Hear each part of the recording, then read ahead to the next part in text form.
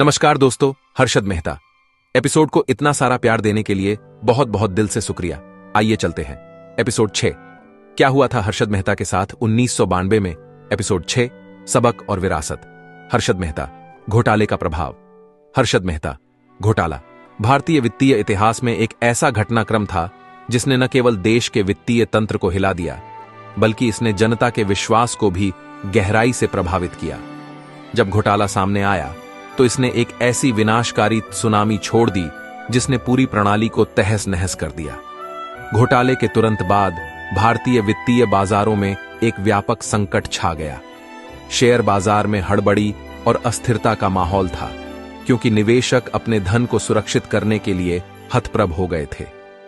बैंकों और वित्तीय संस्थानों पर भरोसा कम हो गया था, क्योंकि उन्हें मेहता के छलावे का शिकार बनना पड़ा था। सरकार और नियामक एजेंसियों को तुरंत हस्तक्षेप करके स्थिति को नियंत्रित करने की आवश्यकता थी। इस घोटाले के दीर्घकालिक प्रभाव काफी गहरे और व्यापक थे।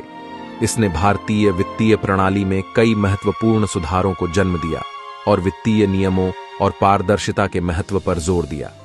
साथ ही यह घटना मेहता के व्यक्तिगत जीवन और उसके अंत का भी प्रतीक बन गई। हर्षद मेहता के उदय और पतन ने भारतीय वित्तीय जगत में एक गहरी छाप छोड़ी।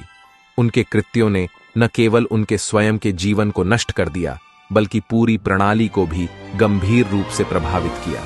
इस घोटाले से प्राप्त सबक भारत के वित्तीय भविष्य के लिए अत्यंत महत्वपूर्ण है। वित्तीय नियमों और पारदर्शिता की आवश्यकता। हर्षद मेहता घोटाले ने भारतीय वित्तीय बाजारों की कमजोरियों को बेपर्दा कर दिया। रेडी फॉरवर्ड लेन देन की अस्पष्ट प्रकृति और निगरानी के अभाव ने मेहता को अपने अवैध कृत्यों को करने में सक्षम बनाया। इससे यह स्पष्ट हो गया कि वित्तीय क्षेत्र में कड़े नियमों और प्रभावी नियामकीय ढांचे की आवश्यकता है। इस घोटाले के बाद भारतीय प्रतिभूति और विनिमय बोर्ड सेबी और भारतीय रिजर्व बैंक ने कई सुधारात्मक कदम उठाए। उन्होंने वित्तीय लेन देन और रिपोर्टिंग के लिए नए मानकों को लागू किया। साथ ही बैंकों और वित्तीय संस्थानों पर कड़ी निगरानी भी रखी। इन सुधारों ने न केवल पारदर्शिता को बढ़ावा दिया, बल्कि वित्तीय क्षेत्र में जवाबदेही भी सुनिश्चित की। मेहता घोटाले ने यह भी उजागर किया कि वित्तीय प्रणाली में अधिक जवाबदेही और नैतिकता की आवश्यकता है। इस घटना ने जनता के विश्वास को गंभीर रूप से प्रभावित किया, क्योंकि उन्होंने देखा कि कैसे एक व्यक्ति ने पूरी प्रणाली को हिलाकर रख दिया। इसलिए वित्तीय संस्थानों और नियामकों को जनता के भरोसे को फिर से हासिल करने के लिए कड़े कदम उठाने की जरूरत थी।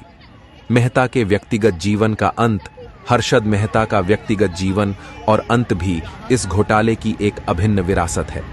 वह एक समय में भारत का सबसे प्रभावशाली स्टॉक ब्रोकर था, लेकिन उसका गिरना और पतन काफी दर्दनाक था।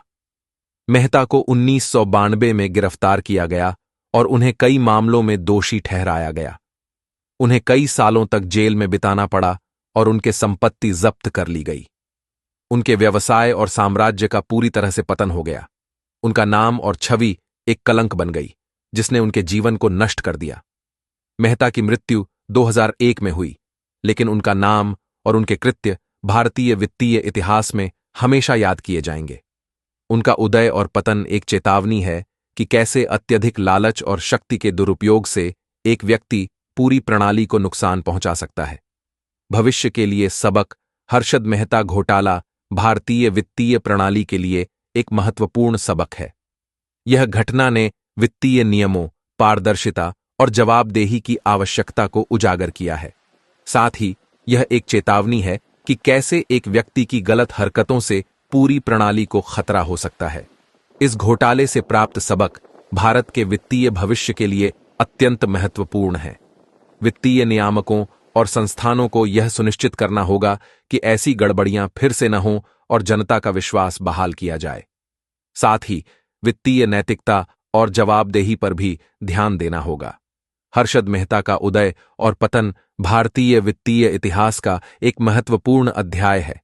यह घटना न केवल एक चेतावनी है, बल्कि यह भी दर्शाती है कि कैसे एक व्यक्ति की गलत हरकतों से पूरी प्रणाली को खतरा हो सकता है। इस घोटाले से प्राप्त सबक भारत के वित्तीय भविष्य के लिए अत्यंत महत्वपूर्ण है।